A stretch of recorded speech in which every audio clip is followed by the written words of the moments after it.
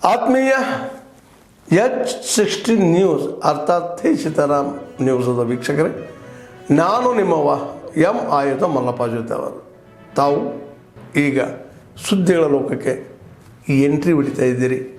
ಈ ಸುದ್ದಿಗಳನ್ನು ಪ್ರತಿಯೊಂದು ನೋಡೋ ಜೊತೆಗೆ ನಿಮ್ಮ ಅಭಿಪ್ರಾಯಗಳನ್ನು ಹಂಚ್ತಾ ಇರಿ. ಯಾಕಂದರೆ ಈ ಸುದ್ದಿಗಳು ನಿಮಗಾಗಿ, ನಿಮ್ಮ ಬದುಕಿಗಾಗಿ, ನಿಮ್ಮ ವೈಚಾರಿಕೆಗಾಗಿ, ನಿಮ್ಮ ತಿಳುವಳಿಕೆಗಾಗಿಯೂ ನಿಮಗೂ ಗೊತ್ತು. ಜೊತೆಗೆ ನಮಗೂ ನಿಮ್ಮೊಂದಿಗೆ ಇದೊಂದು ಮಾತಾಡುವಂಥ ಜೊತೆಗೆ ಸುದ್ದಿಗಳನ್ನು ಬಿಡುವಂಥ ಕೆಲಸ. ಈ ಕೆಲಸದಲ್ಲಿ ನಾವು ನಿಮ್ಮೊಂದಿಗಿದ್ದೀವಿ ಅಂತ ಹೇಳ್ತಾ ನೋಡ್ತಾ ಇರಿ ಸುದ್ದಿಗಳನ್ನು. ಜನಗಳಿಗೆ ಯಾವ ಥರ ಮಾತಾಡಬೇಕು, ಯಾವ ಥರ ಡೀಲ್ ಮಾಡಬೇಕು ಅನ್ನೋದರಲ್ಲಿ ಅವ್ರ ಎಕ್ಸ್ಪೀರಿಯೆನ್ಸ್ ಅಲ್ಲಿ ಕಮ್ಮಿ ಇರುತ್ತೆ.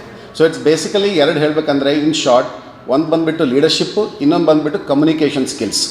ಇದರಲ್ಲಿ ನಮ್ಮ ಮಕ್ಕಳು ಏನಾಗುತ್ತೆ ಹಿಂದ್ಬಿದ್ದುಬಿಡ್ತಾರೆ.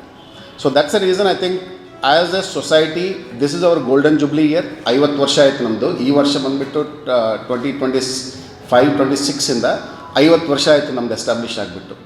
ನಾವು ಅದರಲ್ಲಿ ಡಿಫ್ರೆನ್ಸ್ ಏನು ಮಾಡ್ತಾಯಿದ್ದೀವಿ ಈ ಸರ್ತಿ, ಯಾಕಂದರೆ ನನ್ನ ಸ್ವಂತ ಅನುಭವಕ್ಕೆ ನಾನು ಎಷ್ಟು ಕಷ್ಟಪಟ್ಟುಬಿಟ್ಟು 20-30 ವರ್ಷ ಹಿಂದೆ ನಾನು ಗುಲ್ಬರ್ಗ ಬಿಟ್ಟಿದ್ದು, ಈಗ ನಾನು ಕಷ್ಟಪಟ್ಟುಬಿಟ್ಟು ಕೆಳಗೆ ಬಿದ್ದುಬಿಟ್ಟು ಒಂದು ಲೆವೆಲಾಗಿ ಹೋಗಿದ್ದೀನಿ.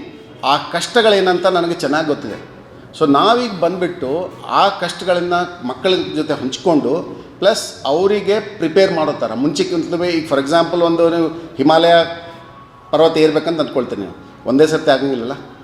ಸೊ ಚಿಕ್ಕ ಟ್ರೈನಿಂಗ್ ಕೊಟ್ಬಿಟ್ಟು ಅವರಿಗೆ ಪ್ರಿಪೇರ್ ಮಾಡಿಬಿಟ್ಟು so that they can become very very competitive outside.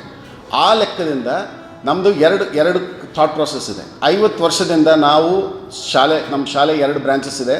ಒಂದು ಬಂದುಬಿಟ್ಟು ಸುಭಾಷ್ ಮೆಮೋರಿಯಲ್ ಎಜುಕೇಷನ್ ಸೊಸೈಟಿಯಲ್ಲಿ SM ಸ್ಕೂಲ್ ಅಂತಿದೆ, ಅದು ಬಂದುಬಿಟ್ಟು ಆದರ್ಶ್ ನಗರದಲ್ಲಿದೆ, Ganesh Nagar to be precise. ಇನ್ನೊಂದು ಬಂದುಬಿಟ್ಟು ಸರ್ದಾರ್ ವಲ್ಲಭಾಯ್ ಪಟೇಲ್ ಅಂತ ಖಟಗರ್ಪುರ ಶಾಬಜಾರಲ್ಲಿದೆ. ನಮ್ಮ ಥಾಟ್ ಪ್ರಾಸೆಸ್ ಏನಿದೆ ಅಂದರೆ, ಮಕ್ಕಳಿಗೆ, ತಂದೆ ತಾಯಿಗಳಿಗೆ, ಮಿಡ್ಲ್ ಕ್ಲಾಸ್ಗೆ ತುಂಬ ಭಾರ ಆಗಬಾರ್ದು. ಭಾರ ಆಗದೇ ಇದ್ದರೆ ನಾನು 100% ಫಿಲಾಂಥ್ರಫಿ ಅಂತ ಹೇಳಲ್ಲ, ನಾನು ಪಾರ್ಷಿಯಲ್ ಫಿಲಾಂಥ್ರಫಿ ಅಂತ ಹೇಳ್ತೀನಿ. ಫೀಸ್ ಅವ್ರ ಜೇಬಿಗೆ.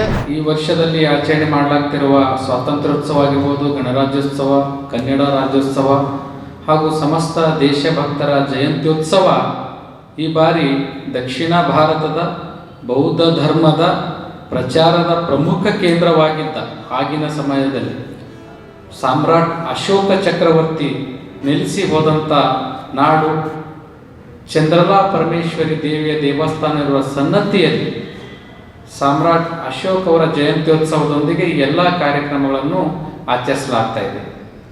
ಯಾಕೆ ಈ ಒಂದು ಸನ್ನತಿಯಲ್ಲಿ ಡಿಸೆಂಬರ್ 30ಕ್ಕೆ ಈ ಒಂದು ಕಾರ್ಯಕ್ರಮ ವಿನೂತನವಾಗಿ ವಿಶೇಷಿತವಾಗಿ ಆಚರಿಸಲಾಗ್ತಾ ಇದೆ ಅಂದರೆ, ಎಷ್ಟೋ ಜನ ಮಹಾತ್ಮರು, ಸ್ವಾತಂತ್ರ್ಯ ವೀರ ಯೋಧರು ತಮ್ಮ ತನು ಮನ ಧನ ತ್ಯಾಗ ಬಲಿದಾನದಿಂದ ಈ ದೇಶಕ್ಕೆ ತಮ್ಮ ಕೊಡುಗೆ ಕೊಟ್ಟಿದ್ದಾರೆ. ಆ ಫಲವಾಗಿ ನಾವೆಲ್ಲರೂ ಇವತ್ತು ಸ್ವತಂತ್ರ ಭಾರತದಲ್ಲಿದ್ದೇವೆ. ಆದರೆ ದುರ್ದೈವ ಏನಪ್ಪ ಅಂದರೆ, ಕೆಲವು ಮಹಾನ್ ನಾಯಕರ ಮತ್ತು ವೀರ ಯೋಧರ ಬಗ್ಗೆ ನಮಗೆ ಪುಸ್ತಕದಲ್ಲಿ ಓದಲು ಸಿಗ್ತಾ ಇದೆ. ಆದರೆ ಇನ್ನು ಎಷ್ಟೋ ಜನರ ಬಗ್ಗೆ ನಮಗೆ ಮಾಹಿತಿನೇ ಇಲ್ಲ.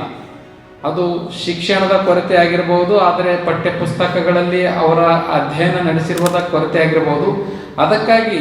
ಅದಕ್ಕೆ ಒಂದು ಬೆಸ್ಟ್ ಎಕ್ಸಾಂಪಲ್ ಅಪ್ಪ ಅಂದರೆ, ಇಡೀ ಬೌದ್ಧ ಧರ್ಮ ಇವತ್ತು ಶ್ರೀಲಂಕಾ ಸೇರಿದಂತೆ ಏಷ್ಯಾ ಖಂಡದ ಅನೇಕ ರಾಷ್ಟ್ರಗಳಲ್ಲಿ ಅತಿ ಪವಿತ್ರವಾಗಿ ಶ್ರೇಷ್ಠತೆಯಿಂದ ಪಾಲನೆ ಮಾಡಿದವರು ಸಿಗ್ತಾರೆ. ಆದರೆ ಆ ಬೌದ್ಧ ಧರ್ಮಕ್ಕೆ ಕಳಿಂಗ ಯುದ್ಧ ಆದ ನಂತರ ಮನ ಪರಿವರ್ತನೆಗೊಂಡಂಥ ಸಾಮ್ರಾಟ್ ಅಶೋಕ ಚಕ್ರವರ್ತಿ ಅವರು ತಮ್ಮ ಮಗಳಾದ ಸಂಘಮಿತ್ರ ಅವರು ಕೂಡ್ಕೊಂಡು ಸನ್ನತಿಗೆ ಬಂದು ನೆಲೆಸಿ ಶಿಲಾಶಾಸನ ಮಾಡಿ ಇಲ್ಲಿಂದ ಶ್ರೀಲಂಕಾಕ್ಕೆ ಪಯಣ ಬೆಳೆಸಿದ್ರು ಬಂದವರು.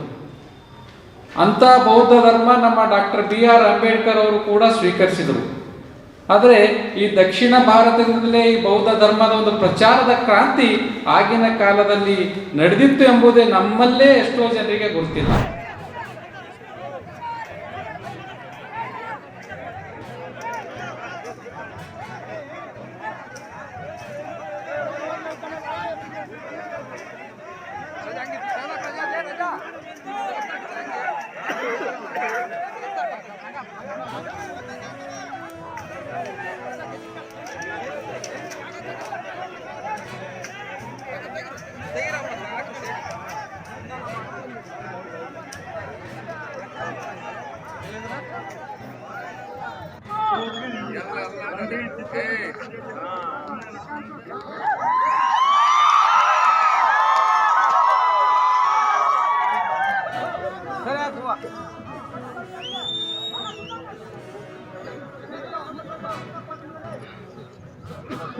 ತಳ ಎತ್ರಿ ಸರಿ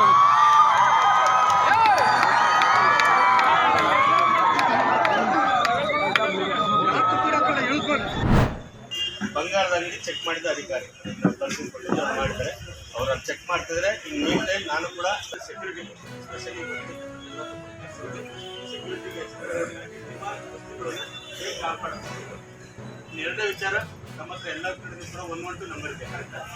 112 ನಂಬರ್ ಇದೆ. ಜೊತೆಗೆ ಸ್ಪೆಷಲ್ ನಂಬರ್ ಕೂಡ ಇಟ್ಕೊಳ್ಳಿ. PSI ನಂಬರ್ ಕೂಡ ಇಟ್ಟಾಗಿ ಸರಿಯಾಗಿ ಮಾಡಬೇಕು. ಸೈರನ್ ಸೈರನ್ ಆದರೆ ನೈಟ್ ಬಿಟ್ಟು ಪೊಲೀಸರಿಗೆ ಗೊತ್ತಾಗ್ತದೆ ಒಳಗಡೆ ಏನೋ ಆಗ್ತಿದೆ ಅಂತ ಹೇಳಿ. ಪ್ರತಿಯೊಂದು ಬ್ಯಾಂಕ್ಗಳಲ್ಲೂ ಕೂಡ ಸೈರನ್ ವ್ಯವಸ್ಥೆ ಡೋರ್ಗೆ ಅಳವಡಿಸಿರ್ತಾರೆ. ಯಾರಾದರೂ ಮಿಸ್ ಆಗಿ ಆ ಡೋರನ್ನ ಮುರಿದು ಬ್ರೇಕ್ ಮಾಡಿ ಒಳಗೆ ಹೋಗ್ತಾರೆ, ಸೈರನ್ ಶುರು ಆಗುತ್ತೆ. ಆದಾಗ ಬೀದರ್ ಹತ್ರ ಆಗ್ತಾರೆ, ರೋಡ್ ಸಾರ್ವಜನಿಕರಿಗೆ ಏನಪ್ಪ ಸೈರನ್ ಅಂತ ನೋಡ್ತಾರೆ.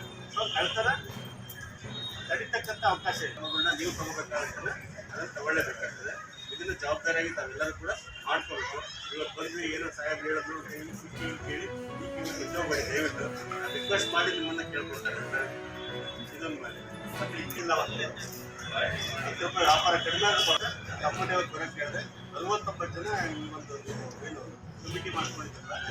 ಆಶಂಸೆ ಆತ್ಮೀಯರೇ, ಎಲ್ಲ ಸುದ್ದಿಗಳನ್ನು ನೋಡಿದ್ರಲ್ಲ, ಏನು ಅನಿಸ್ತು ನಿಮಗೆ? ಇದರಲ್ಲೇ ನಿಮ್ಗೆ ಲೈಕ್ ಆಗಿರ್ಬೋದು, ಡಿಸ್ಲೈಕು ಆಗಿರ್ಬೋದು, ಕಾಮೆಂಟ್ ಬೇಡಪ್ಪ ಅಂತೂ ಅನಿಸಿರ್ಬೋದು, ಕಾಮೆಂಟ್ ಮಾಡಬೇಕಪ್ಪ ಅನಿಸಿರ್ಬೋದು, ಶೇರ್ ಮಾಡಬಾರ್ದಪ್ಪ ಅನಿಸಿರ್ಬೋದು, ಅದು ಮಾಡಬೇಕು ಅನಿಸಿರ್ಬೋದು. ಏನಾದರೂ ಆಗಲಿ ಶೇರ್ ಮಾಡ್ತಾಯಿರಿ, ಈ ನ್ಯೂಸ್ಗಳನ್ನ ಹಂಚ್ತಾ ಇರಿ, ಜೊತೆಗೆ ಇದಕ್ಕೆ ಸಬ್ಸ್ಕ್ರೈಬ್ ಆಗ್ತಾಯಿರಿ ಅಂತ ಹೇಳ್ತಾ H16 ನ್ಯೂಸ್ ಅರ್ಥಾತ್ ಹೇ ಸೀತಾರಾಮ್, ಇದು ಸತ್ಯದ ಕೈಗೆ ನಡಿ. ವಂದನೆಗಳು.